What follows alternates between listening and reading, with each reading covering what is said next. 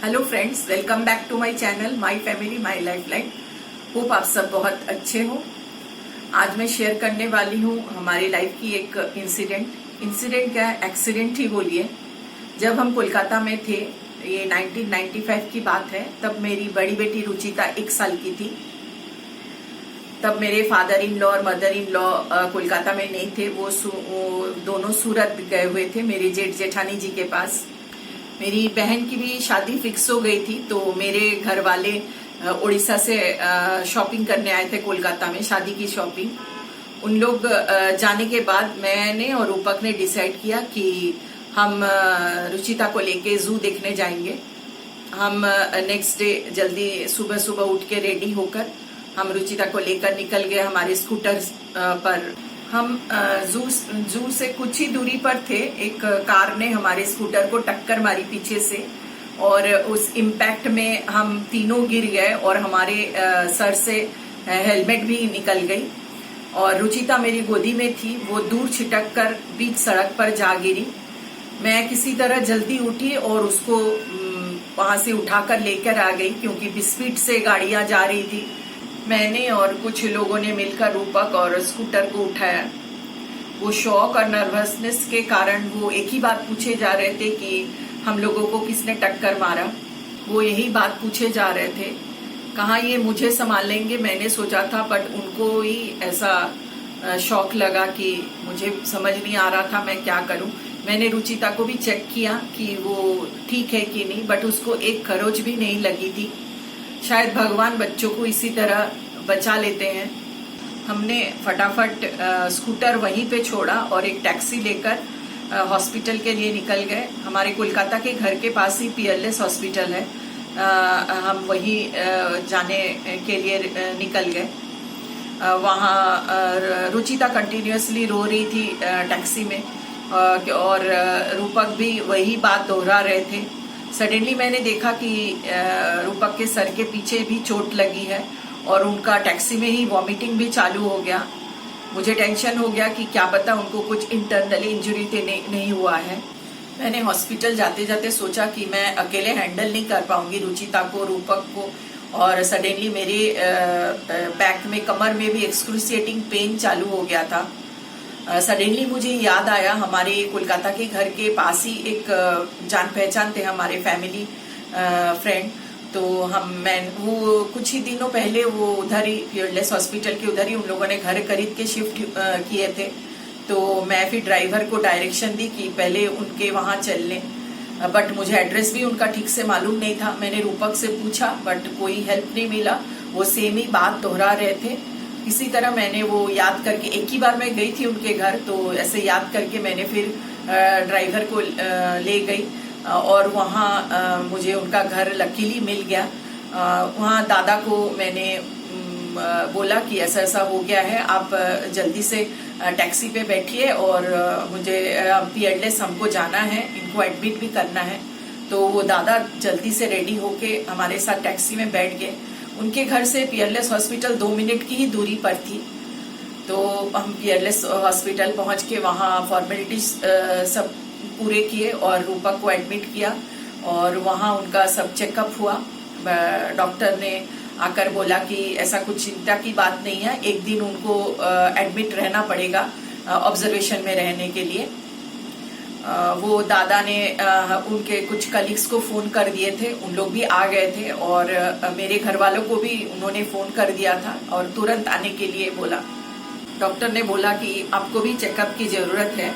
तो मैं जैसे ही उठने लगी, मैं बिल्कुल उठ नहीं पाई, वही बेंच में मैं फिर बैठ गई। मेरे कमर में बहुत पेन होने लगा, तो मुझे व्हील चेयर में बैठाया गया और चेकअप करने और एक्सरे करने ले गए। अंदर से ही मैं रुचिता का बहुत जोर जोर से रोने की आवाज सुन रही हूँ, क्योंकि वो किसी के पास रह नहीं रही है। मेरा सब एक्सरे ये सब हो गया। फिर मैं नर्स को बोली कि मेरी बेटी को मुझे ला कर दो, तो उन्होंने मेरे व्हील चेयर में ही मेरे गोदी में रुचिता को बैठा दिया। वो थोड़ी चुप हुई। डॉक्टर ने फिर एक्सरे का रिपोर्ट आया, तो डॉक्टर ने बोला कि मेरा पेल्विक बोन फ्रैक्चर है। डॉक्टर ने बोला कि मुझे भी एडमिट होना पड़ेगा और 1.5 महीना बेड रेस्ट में रहना पड़ेगा। तो मैंने पूछा कि मेरी बेबी मेरे साथ हॉस्पिटल में रह सकती है क्या, तो डॉक्टर ने मना कर दिया। मैंने बोला कि फिर मेरी बेबी के बिना मेरे बिना मेरी बेबी कैसे रहेगी, तो मैं तो एडमिट नहीं हो पाऊंगी, मैं घर जाकर ही बेड रेस्ट कर लूंगी। मैंने फिर रूपक से जाने से पहले मैं रूपक से मिलने गई, व्हीलचेयर में ही बैठ के। रुचिता मेरी गोदी में थी, वो तभी भी वही बात बोले जा रहे थे और फिर मैं बोल के उनको आ गई। भारी मन से मैं रूपक को हॉस्पिटल में छोड़कर घर आई। घर में तो कोई नहीं था क्योंकि मेरे मदर इन लॉ और फादर इन लॉ सूरत गए थे। तब मेरी जेठानी का सेकंड चाइल्ड होने वाला था उनके पास, इसीलिए मेरे father in law mother in law गए थे। मुझे एम्बुलेंस में घर लाया गया और स्ट्रेचर के से मेरे को घर के अंदर ले जाया गया। हमारे घर के ठीक सामने मेरी मौसी सास का भी घर है, तो मेरे मौसी सास और मौसी सास की बहू मतलब मेरी कजिन जेठानी ने उस रात रुचिता को संभाला और मौसी सास ने रात को मेरे साथ आकर सोई भी। और जबकि मेरे को बेड रेस्ट बोला गया था तो बाथरूम जाना भी मुझे अलाउड नहीं था। तो हमारे घर की जो मेड थी वो उस रात रुकी। उसकी भी रुचिता की एज की छोटी सी बेटी थी, वो उसको लेकर मेरे साथ सोई रात को। और मुझे बेड पैन भी रात को उसने दिया। ऐसा कौन करता है कि वो मेड है, कोई आया नहीं है, बट फिर भी मेरा बिना कुछ बोले ही वो मान गई और अपनी बच्ची को लेकर आ गई और मेरे साथ रात को रुकी। और एक ही रात की बात थी क्योंकि मेरे घर वाले सब नेक्स्ट मॉर्निंग आने वाले थे। 2 दिन पहले उन लोग शादी की शॉपिंग करके वापस गए और फिर से उनको सडनली ऐसा खबर सुन के आना पड़ा। उन लोग डायरेक्टली सुबह ट्रेन से उतरे और हॉस्पिटल गए रूपक से मिलने। वहां उनको डिस्चार्ज भी करना था, सारी फॉर्मेलिटीज उन लोगों ने पूरे किए और रूपक को साथ में घर लेकर आए। माँ मुझे देखकर बहुत रोने लगी। उन लोगों ने तो क्या क्या पता नहीं सोच के आए थे कि क्या देखेंगे क्या सुनेंगे, क्योंकि उन लोगों को तुरंत आने बोला गया था।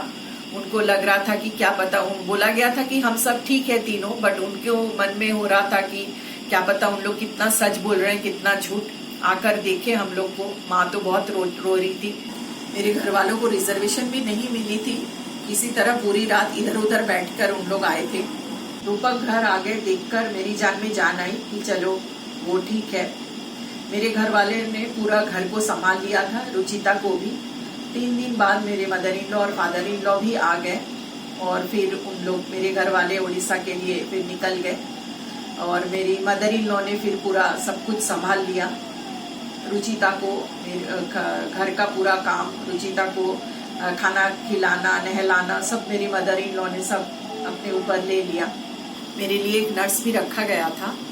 मैं सोचती कि क्या पता मैं जब 1.5 महीने बाद उठूंगी नॉर्मल हो पाऊंगी या नहीं, चल पाऊंगी या नहीं, क्योंकि ये पेल्विक बोन का कुछ प्लास्टर की तो कोई गुंजाइश ही नहीं है, बस बेड रेस्ट के अलावा। किसी तरह जैसे तैसे 1.5 महीना मैंने काटे और डॉक्टर ने पहले से ही बोला था कि पहले ही डायरेक्ट चलना मत, एक चेयर को धकेल के सब पकड़ के चलने को। तो मैंने उठ के ऐसा ही किया, चेयर को पकड़ के चला, बट मुझे कोई भी पेन नहीं था और इस तरह मैं ठीक हुई। मैं जब भी ये इंसिडेंट सोचती हूँ तो भगवान को लाख लाख शुक्रिया अदा करती हूँ कि हम लोगों को उन्होंने बाल बचा दिया। Later that same evening. Friends, मैं आपसे शेयर कर रही हूँ एक छोटा सा वीडियो और कुछ पिक्स। निशिता अपने फ्रेंड की, एक क्लोज फ्रेंड की बर्थडे पार्टी में गई थी, उसका कुछ क्लिप्स मैं आपसे शेयर कर रही हूँ। Happy birthday to you. Happy birthday dear Shreya. Happy birthday to you. May God bless you. May God bless you. Happy birthday.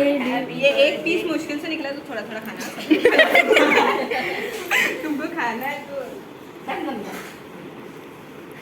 ना डांट दिया आंटी ने, देख कितना चलिया।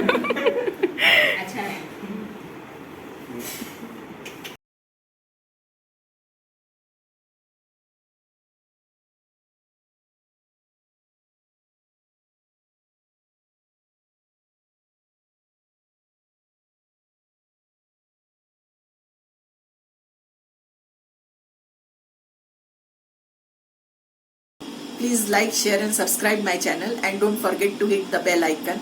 Bye bye friends.